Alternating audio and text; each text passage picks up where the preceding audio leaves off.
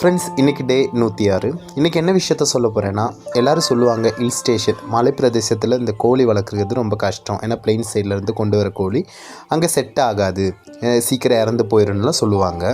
But அப்படி இல்லவே இல்லை. ஏன் அப்படி சொல்கிறேன்னா, ஃப்ரெண்ட்ஸ், டீட்டெயிலாக தெரியறதுக்கு முன்னாடி சேனலை கொஞ்சம் சப்ஸ்கிரைப் பண்ணிக்கோங்க. நான் கொண்டு வந்த 100 கோழியும் பிளெயின் சைட்லேருந்து கொண்டு வந்த கோழி. ஆனால் இங்கே நல்லா ஆக்டிவாக தான் இருக்குது.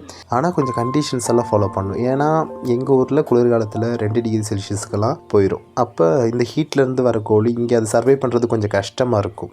அந்த டைமில் நம்ம என்ன பண்ணணுன்னா, நல்லா வைக்கோல் பின்ன லைட்டெல்லாம் போட்டு கொடுத்துட்டோன்னா கோழி நல்லபடியாக வந்துடும்.